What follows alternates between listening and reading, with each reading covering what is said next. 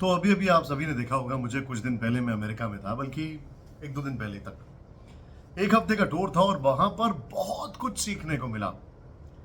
सबसे ज्यादा तो अपने देश के बारे में सीखने को मिला, यकीन मानिए, इट्स अनबिलीवेबल। अमेरिका से वापस लौटते ही, बल्कि अमेरिका में ही मुझे एहसास हुआ कि मेरा भारत महान है। तो मैंने सोचा क्यों ना एक अमेरिका डायरी सीरीज शुरू की जाए। और आज इस अमेरिका डायरी में सबसे पहला जो एपिसोड है वो है एयरपोर्ट्स का। देखिए क्या होता है, एयरपोर्ट जो होता है किसी भी कंट्री का एंट्री और एग्जिट पॉइंट बस नहीं होता है, वो होता है वहां का आईना। यानी वहां का जैसा एयरपोर्ट है, एयरपोर्ट पे जैसे सिस्टम है, एयरपोर्ट पर जैसे लोग हैं, वो आपको ये बता देते हैं कि आखिर ये कंट्री है कैसे। तो देखिए, यहां से जब मैंने टेक ऑफ किया अमेरिका, तो डायरेक्ट फ्लाइट थी, यहां से गए सीधे न्यूयॉर्क लैंड करते हैं, JFK, और कहानी खत्म। तो उसके बाद मैं अपने शूट पे चला जाता हूं, होटल से शूट। लेकिन वहां से जब मैं वापस आ रहा था, तब जानने का मौका मिला, बल्कि रिअफर्म करने का मौका मिला, जो अभी तक मैं अमेरिका के बारे में सोचना शुरू कर चुका था। वहां से मेरी फ्लाइट थी वॉशिंगटन डीसी से नेवाक, और नेवाक से वापस हमें लौटना था न्यू दिल्ली। बल्कि वॉशिंगटन डीसी भी नहीं कहूंगा, डलस जो है, जो वैसे प्रोनाउंसिएशन में डलस कहते हैं, लेकिन मैं उसको ड्यूल्स बोल रहा था। फिर उन्होंने कहा कि नहीं, ये डलस है। ठीक है। तो देखिए हुआ क्या कि सवेरे 3 बजे हम लोग निकल चुके थे एयरपोर्ट के लिए। पहुंचे वहां पर, पहले तो वॉशिंगटन डीसी में टैक्सी मिलना बहुत कठिन काम है, ये कहानी कभी और। अगर आपके पास उबर ऐप है तो आप बचेंगे, वरना बहुत मुश्किल है। बहरहाल, तो हम लोग निकले, पहुंचे 4 बजे वहां पर, या 4:05 पर पहुंचे। 6 बजे की हमारी फ्लाइट थी। सभी ने कहा कि भैया आप निकल जाइएगा। 3 बजे तो हम पहुंच गए वहां पर पहुंचे हैं, और हम एक उसी क्यू में खड़े हैं जैसे कि हम भारत में खड़े होते हैं। एक सज्जन थोड़ी देर बाद वहां पर प्रकट होते हैं और बोलते हैं, आपके पास बोर्डिंग पास है? ये कहानी होगी करीब आधा घंटा खड़े होने के बाद। तो हम 3 लोग थे, मैं और मेरे साथ 2 कैमरा पर्सन। हमने कहा नहीं जी, बोर्डिंग पास तो नहीं है, वो तो आप ही से लेंगे, टिकट है हमारे पास। तो बोलिए वो देखिए, वहां जाके बोर्डिंग पास लीजिए। अब वहां क्या था, वहां पर 1 2 3 4 5 लाइनों में कंप्यूटर टर्मिनल्स लगे हुए थे। आपको वहां पर कुछ हरकत करनी है और फिर जाकर आपका बोर्डिंग पास निकलेगा। हर लाइन में 4 लगे थे और हर लाइन में एक खराब पड़ा हुआ था। मैं ये सोचने पर मजबूर हुआ कि आधे घंटे तक इसने हमें खड़ा रखा सिर्फ ये देखने के लिए कि हमारे पास बोर्डिंग पास है कि नहीं। अब भारत से इसकी तुलना करिए। जैसे ही आप एयरपोर्ट पे घुसते हैं, अपनी एयरलाइंस वाले काउंटर पे जाते हैं, और सबसे पहले आपको बोलते हैं उधर जाइए, उधर जाइए, है कि नहीं। यहां पर वो इंतजार करते रहे। खैर चलिए, हम पहुंच गए वहां पर। अब वहां पर हमने प्रिंट निकालना शुरू किया। तो एक बोर्डिंग पास आता है, एक बोर्डिंग पास आ रहा था नेवाक का, और एक नेवाक से लेकर न्यू दिल्ली का। तो मेरा तो दोनों आ गए। और एक पर्ची आती है जो कि आपको अपने बैगेज में लगाना पड़ता है। फिर एक आता है आपके पास, उसी का एक और रिसिप्ट होता है जो आप अपने पास रखें। तो मेरा काम तो ठीक ठाक हो गया, लेकिन मेरे दोनों कैमरामैन का वो पर्ची नहीं निकला, दूसरा वाला।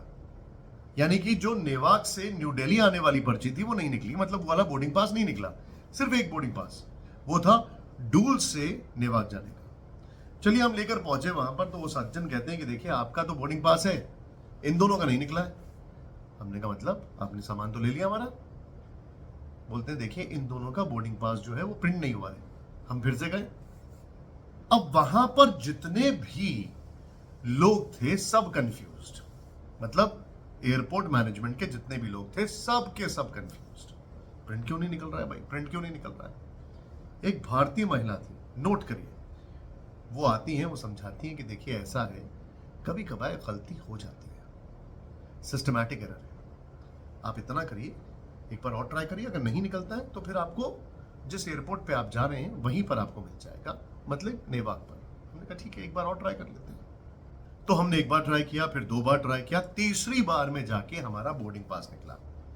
हमें हैरानी हो रही थी, पहली बार ऐसे करके हम जा रहे थे, मतलब एक एयरपोर्ट से दूसरे एयरपोर्ट। चलिए, अब उड़ान भरी, फ्लाइट में ठंडक बहुत ज़्यादा थी, खाने पीने का तो कोई पूछता नहीं है, 1.25 घंटे की फ्लाइट थी। भारत में शायद 1.25 घंटे की फ्लाइट में कुछ ना कुछ तो पूछ लिया जाता है, कोई बात नहीं पूछा।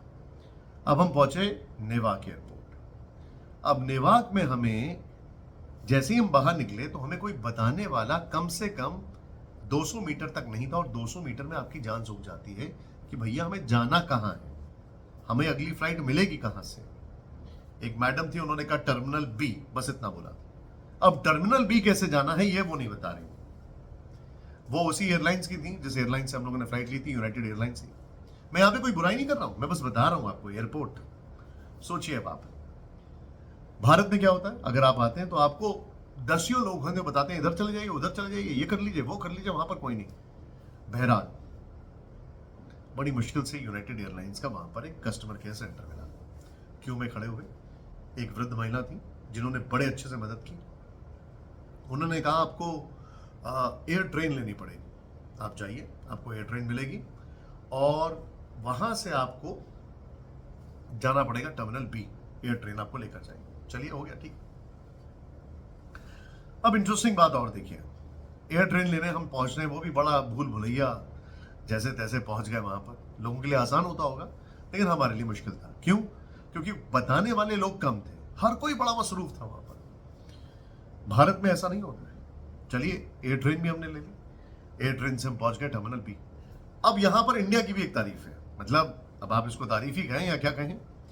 हम पहुंचे अपने एयर इंडिया के काउंटर पर 7:30 बजे। उन्होंने कहा, मैडम ने कहा नहीं नहीं नहीं, 7:30 बजे नहीं, 8 बजे बोलेगा, आप हमें बताइए। चलिए, हम 8 बजने में 5 मिनट पर पहुंच गए। घूमे फिरे वहां पर, थोड़ा बहुत देखा इधर उधर। अच्छा, एयरपोर्ट यकीन मानिए, दिल्ली का एयरपोर्ट मैंने देखा है, आहा, उसकी बात ही कुछ और है, उसका स्टैंडर्ड ही कुछ और है, उसमें कन्वीनियंस ही और बहुत कुछ है। यहाँ पे जो आपने देखा ना, वो एकदम फ्लोर पर एस्केलेटर्स लगे रहते हैं, या जो कार्ट घूमती रहती है, ये ना मुझे डीसी में दिखाई दिया, ना जेएफके में दिखाई दिया कार्ट वगैरह, ना मुझे दिखाई दिया ये नेवाक में।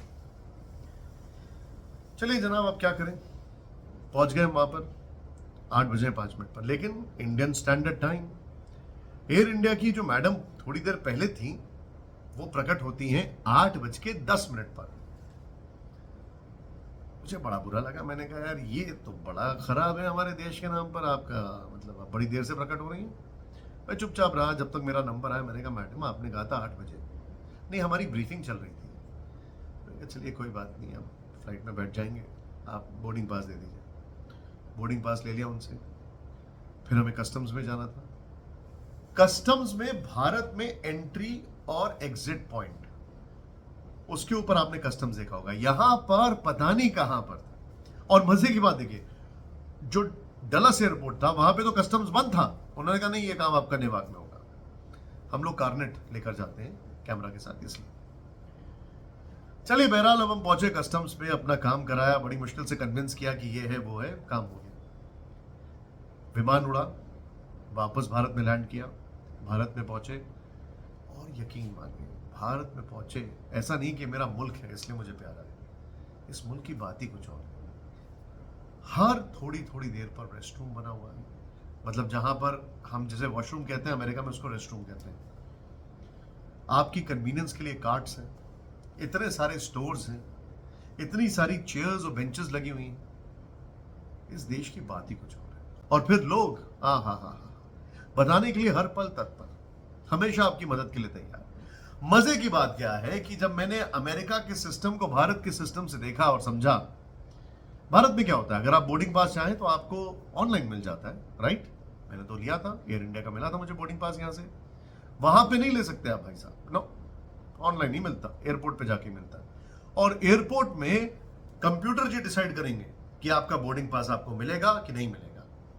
और एक और बात, जो डलस एयरपोर्ट पे हमने बोर्डिंग पास निकालने में कम से कम आधे घंटा लगाया, इतना तो आप मैनुअली जाकर किसी को बोल देते, वो भी निकाल देता।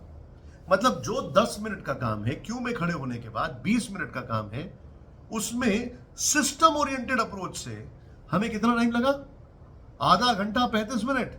तो भैया काहे का सिस्टम, और ऐसा सिस्टम जिसमें हर एक लेन में एक टर्मिनल खराब है और हर एक लेन में 2 टर्मिनल से वो काम ही नहीं कर रहा है, मतलब उसमें से 2 प्रिंट आने चाहिए, आ ही नहीं रहे।